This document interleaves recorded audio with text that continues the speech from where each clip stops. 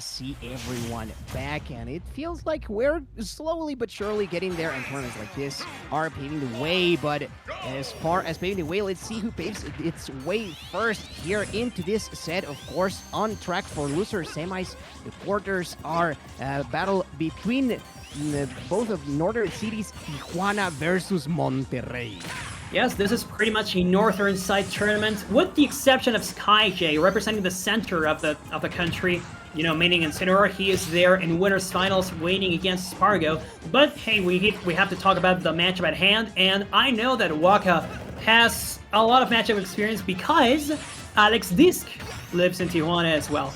And unlike Monterrey, there are some Luigi representatives there, but I don't think I would say that any of the Luigi players from Monterrey have the same level as, let's say, Alex Disc has with Sonic.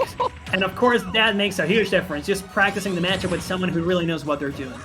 Yes, of course, and that is a marginal difference, actually. Like, it's, well, not marginal, sorry. Like, it does make quite a few different spots shine, such as that. But there, like, is starting to get ahead is Daige. But those punishes from Waka are not making themselves wait. And look at that, 40%. Like, that is not that much percent when you're talking Luigi. Yep, pretty much. I mean, Luigi just needs one grab, kind of like this one, and he's going to make a run for it. Let's go. That's the first year to that I've seen Waka do in quite a while. Most of the players he faced in this bracket actually knew how to get out of those combos. So, you know, it's not so common. Are we going to see two? Are we going to see two? Dude, that was a chance to make something big, but unfortunately for Waka, he did not have his finger on the trigger, and he let Daige live. Yeah, but also, like, great DI coming in from Daige and going for the trade. He knows he has to risk it all. That side B is a very vulnerable position for Luigi. And here, well, Sonic can rack up pretty consistent damage, but look at that, the way that he grabbed that in, he almost gets the stock for it. Waka is going nuts here, but Daige can slow the pace down. However, I know that he's not that type of Sonic. He is the type of guy that likes to press buttons, likes to go in. However, this time around, he is going to pay for it, and Waka is getting that first game.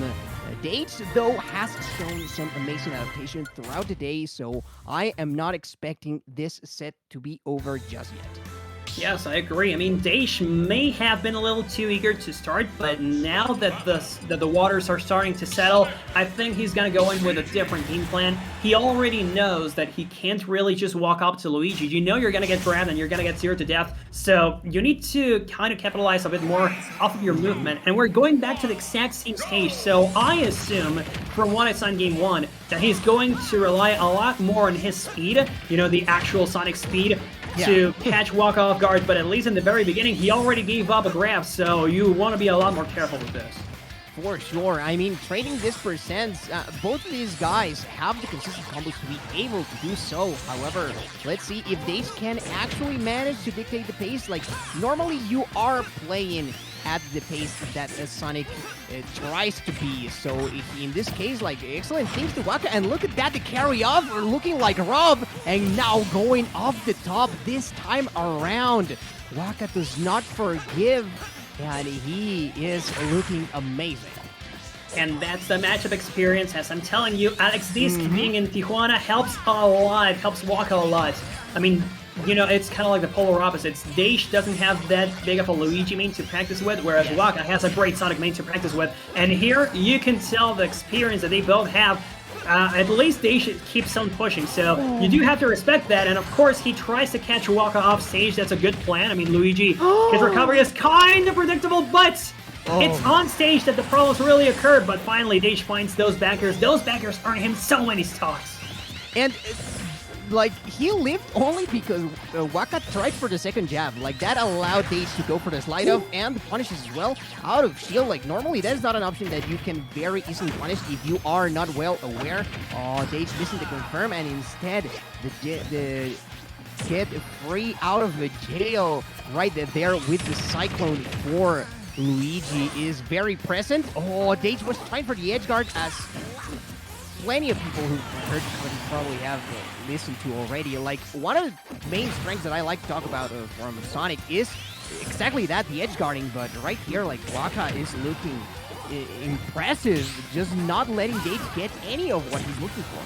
And from the many sets that I have seen today, Daige has been doing amazing with those edge guards. When playing against Poyo, for instance, a bracket demon of his that he finally overcame, he was doing great on edge guards, but now it seems to be the opposite. Waka is getting some amazing mileage just out of putting Daige out of the stage. And of course, those backers, man, we usually talk about up B from Luigi's and the up smash out of shield and whatever. Backer is doing a lot of mileage, is giving Waka a lot of mileage just from getting those straw hits, and of course, those come from the edge guards. I mean, Daige needs to mix his landing a lot more. Yeah, for sure. Here and going to the platform and the wrong direction there, though. Just settling himself with a throw and getting the backer finally 95%. Not something that cannot happen. However, like Waka has just been consistently finding the options in the air where he can catch Daige and just put in that cyclone who has been doing wonders for Waka once more. Daige starting to get something going, but it's cut immediately. It's cut short immediately, by Waka's defense. And I mean, it's been showing. Look at that. Like, he knows how to deal with those long-range distance options from Sonic.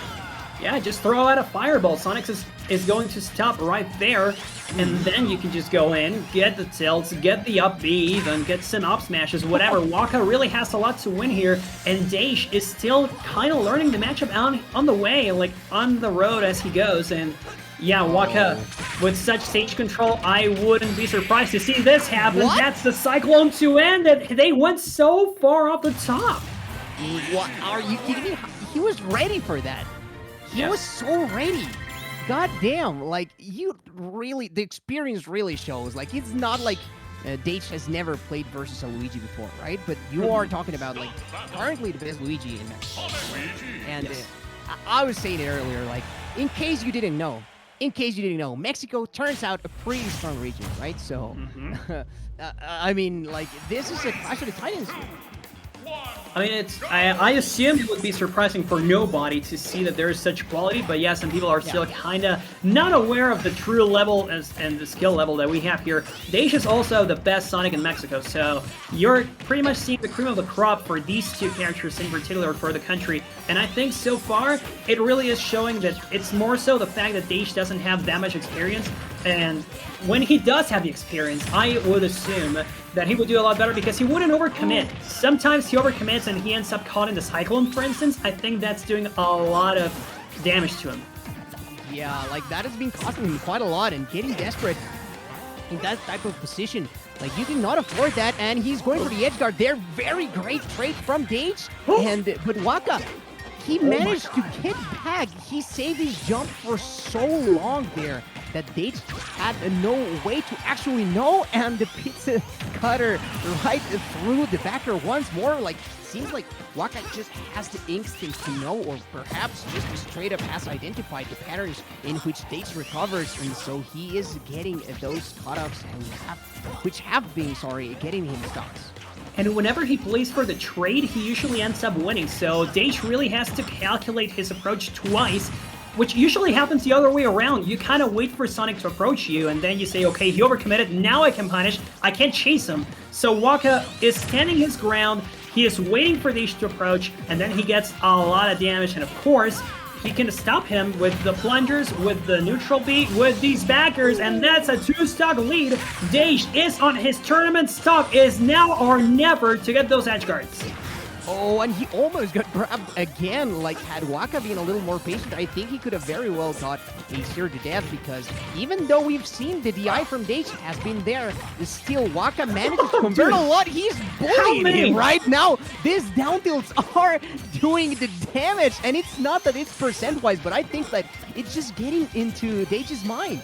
Yes, absolutely. How many times do you see Luigi's approach like that? This is a style session. This is by no means the optimal way to play it. It's just to hurt Daige where it really will hurt. And so, we're still looking at Daige kind of going for those backers, but it's going to be Luigi's backer that will end it. And that's a 3-stock to end the set.